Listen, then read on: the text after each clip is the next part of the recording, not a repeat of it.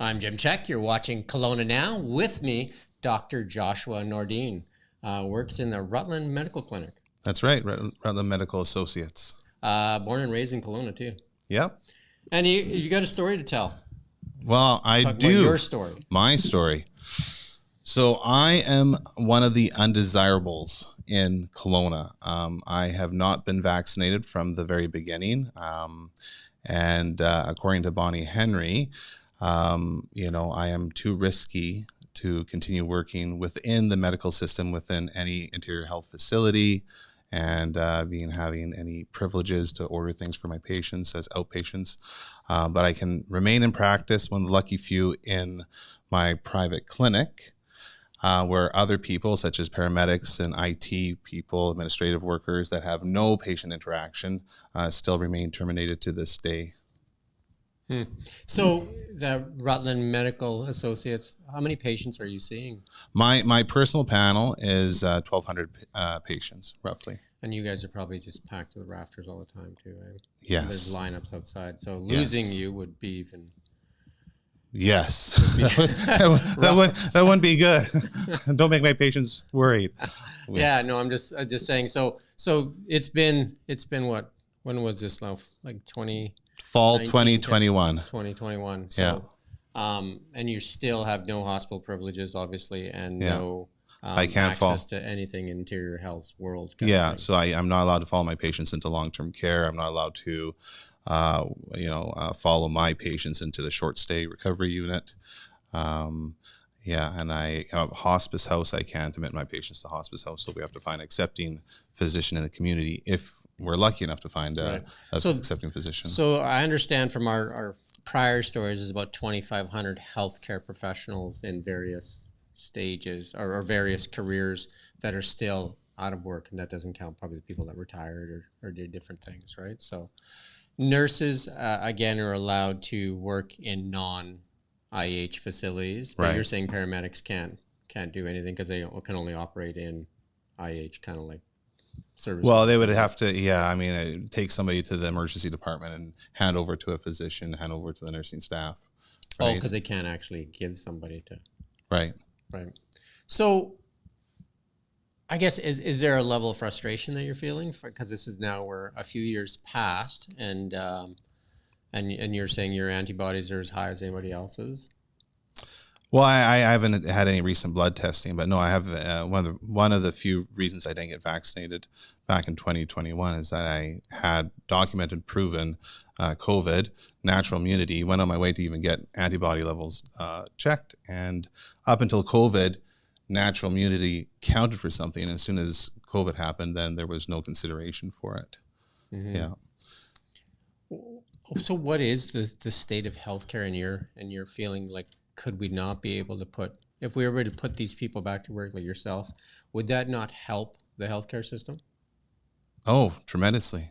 I mean, it's a difference of having care or not having care, right? And it's pretty strained here already in Kelowna and lots of places in BC. We do the press releases almost on a weekly basis, like we're in Merritt, emergency room closed. Like you were saying, Slocan, emergency room I believe closed. It was Slocan, yeah. I would have to look back at the news articles, but I think it was 2 nurses. They were short 2 nurses, so they had to shut down the whole health center, and that was for many, many months. Yeah, and we see that throughout, especially the interior and northern BC. Not so much the lower mainland. Obviously, they have more resources that they can kind of play out there, but we don't.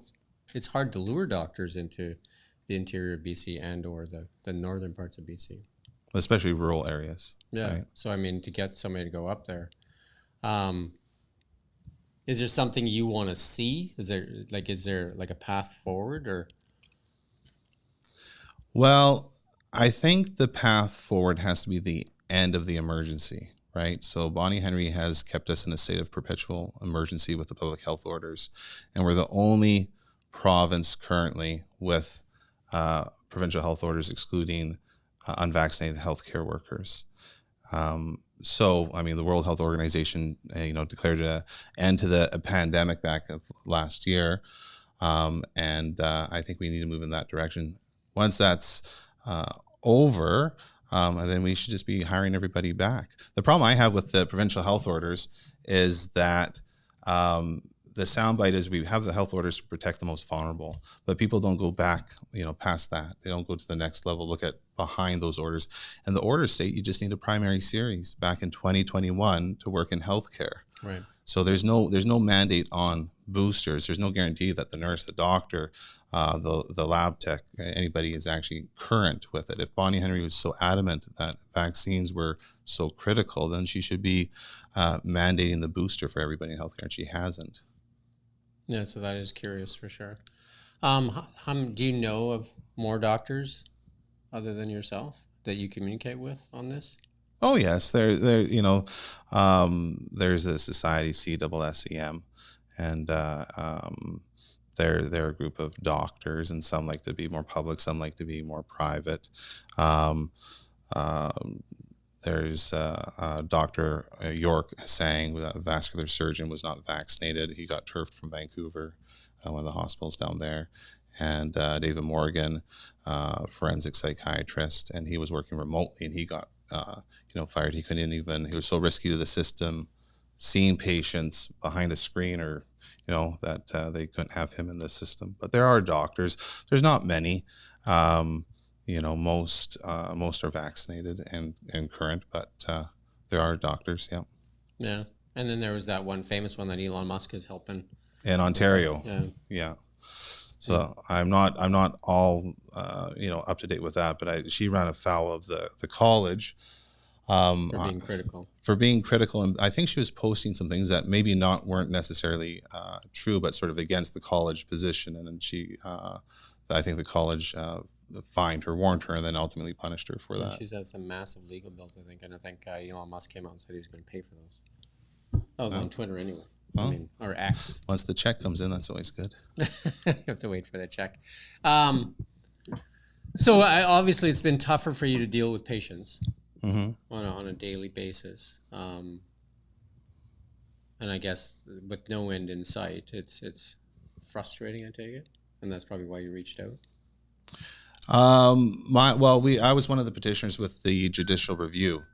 And so the judicial review ruling came out at the beginning of this month. And that's why I reached out, because Justice Koval had said that on the balance of things, he gave great deference to Bonnie Henry as a provincial health order officer, and said that what she was doing was reasonable in the grand scheme of things. It was sort of a reasonableness assessment. Right. And I didn't think it was very reasonable. But didn't he also say in the thing that there needs to be a path forward, that we need to look at this in a new light? Isn't that one of the end statements? The ruling is about, or the judgment is about 80 some odd pages. Yeah. So I have only glanced at it.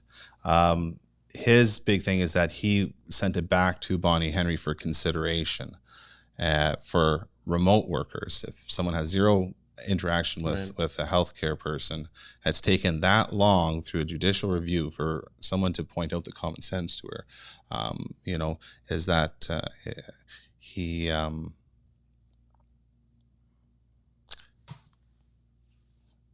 with the judicial review. Sorry, what was that? That was the question. I thought there was an instruction on like a better path forward for, like, 'cause it's been a while, but. Yeah, I think so. He punted it back to her to consider remote workers only. Okay. Yeah. So it's still solely up to her. So we have had Kevin Falcom on, the leader of the opposition, and we've had John Rustad on, the leader of the BC Conservative Party, both saying that they would end the mandates. Mm-hmm. So it's the NDP under Adrian Dix that continue to keep the mandates alive. Mm-hmm. So, and then Bonnie Henry obviously reports to Dix. Mm-hmm. So, and it doesn't look like there's a lot of change coming there, because we've reached out a few times too, and it doesn't seem like they want any change. No, and I think Bonnie Henry has been very clear with the signaling, and Adrian Dix as well. It's the conversation starts and ends with protecting the most vulnerable, and with that sort of blanket statement, you're not allowed to question the policy, right? So how is it logical now that a mandate of primary series in 2021, how is that protecting the vulnerable? everybody has the opportunity to get the vaccine, generally speaking, at this point in time. Right. Yeah. So, just an obvious question. Alberta has no mandates. Right. Why not just go? We were going to. My wife and I had some difficult conversations because back in 2022, they were talking about expanding the vaccine mandate to all health professionals. So if you're a registered massage therapist, if you're a dentist, if you're an acupuncturist, all the different health professionals. Anybody in the healthcare field kind of thing. Yeah. And it was one of those things where, I did my residency in Alberta. My wife was from we were living in Alberta before we came back to BC. So we had some tough conversations, and it's just, every once in a while the government pushes, and some people are just stubborn enough like myself to pick up and move over to the next province. We didn't, because I have my private practice. I'm very fortunate. I've known other people that have had to leave, nurses have had to leave the province to work in healthcare next province over. Yeah. And obviously, BC needs as many doctors as it can get its hands on. Oh, absolutely. We have a shortage. We need more physicians. We need to train more in medical school. We need to recruit more from across Canada and abroad, and we have to bring down barriers and just increase it. What the government's doing is that they keep expanding the roles. They expand the roles of the pharmacist, which is on balance a good thing. So minor things you can see the pharmacists for and get medications. Can actually renew prescriptions and stuff like that. Yeah. And then they've opened up urgent care clinics, nurse practitioners. And they're now opening up physician's assistants, which have been excluded from BC for many, many years. So they're expanding the roles. And, it's a two-edged sword, because a nurse practitioner can be amazing and great. And you can train a nurse practitioner with a cardiologist, and day in, day out, work hand in glove with a cardiologist. I learned cardiology from a nurse practitioner in Alberta, and very, very knowledgeable. But when you take something like family medicine and urgent care clinic, and you don't know if that sore throat walking through the door is strep, mono, cancer, you don't know if somebody has, the differential is so broad, it's very, very hard to train that. And I'm very appreciative of the nurse practitioners and other allied health, filling the gap, but it doesn't make up for a doctor. And it's very money intensive, and it's poorly run as a loose rule with respect to, they don't have any on-site point of blood testing, any on-site as simple x-ray. You wait 6 hours in the emergency or the urgent care clinic, sprained ankle, someone saying, it might be broken, you better go wait another 6 hours in the hospital for an x-ray. So the model versus a lot of different places that actually have true urgent care clinics, if you expand it out to have point of care testing, it'd be such better delivery of healthcare. But that goes back years ago, and Adrian Dix just, my understanding being is that that's the model they chose, just to have more of these different mini, health oopsies clinics, right? Oopsies, urgent care, primary care clinics. Yeah, is there anything else you want to add today, or? Well, my big thing is that with regards to the vaccination, we're in 2024 now. The mandate has never been updated for in-province boosters, right? And that lacks, to me, logical common sense. And if we're not mandating boosters, I think we can, have people come back into the province. They can work very safely, effectively. We've got a lot of natural immunity. We have vaccine boosters. It's a little bit, time to move forward, bring the people that we need into the workforce. They can work safely, they can work effectively. And honestly, it's about also treating them with a little bit of dignity and respect. I mean, some of these people have worked for 10, 15, 20 years, and they were just, turfed out, terminated, from my understanding, losing their benefits and everything else. It's time to heal and move on. Good, safe, effective care, and that can be delivered with unvaccinated healthcare workers today. I mean, somebody said to me once that it seems like for people that commit a serious crime, they do their time, right, and then they're released, and it seems like the healthcare workers that haven't taken the vaccine are in this forever jail kind of thing, where they're being punished for not adhering to the rules at the time? Yeah, there's a variety of reasons, right? And the exceptions that Bonnie Henry has allowed are extremely narrow, and you know, it's unfortunate that they're, you know, left in Never Land. Yeah. That the lawsuit or the court case that you were part of, that you were a petitioner of, is there a chance for appeal, or is that you're just accepting that as it is? Well, I believe there's a 30-day window for an appeal, and my sense of things, like, I can't speak for lawyers. I have to sit down and talk with them on the Justice Center. The Justice Center of Constitutional Freedoms was very gracious and took me on, and it was all pro bono. I didn't have to pay anything, right? So it's through fundraising and crowdfunding. So they have to look at it, the merits, and try to appeal it. And then it was a joint petition. They joined us to Peter Gall's law firm, and they'll have to decide if they want to appeal it as well. And so that's the David Morgan in York saying, and there's another nurse lady as a petitioner in that one as well. So, but my sense of the ruling was that, you know, a judicial review is to look at reasonableness and weigh the information that is in front of it. And my sense is the judge said, well, this is such a big issue, I have to defer to Bonnie Henry as being the expert in the, right? So there's a lot of deference to her. And the other thing about the judicial review is that the petitioners weren't allowed to submit, like I was one of the petitioners, we're not allowed to submit any information past December 2022. The judicial review had, anytime Bonnie Henry gave an update on the order, that was included in, but evidence submissions were cut off about December 2022, as otherwise the record would be too big, too sprawling. So, you know, the ruling is, as of October 2023, I think that was the last update from Bonnie Henry. This is fine, this is reasonable, but it's really based in time on the evidence from, you know, the end of 2022. Yeah. Right, because there's been more evidence as come out, more studies. Yeah, more studies and more common sense too. Right. I mean, we're a standalone province, BC and Canada, with provincial health orders in place.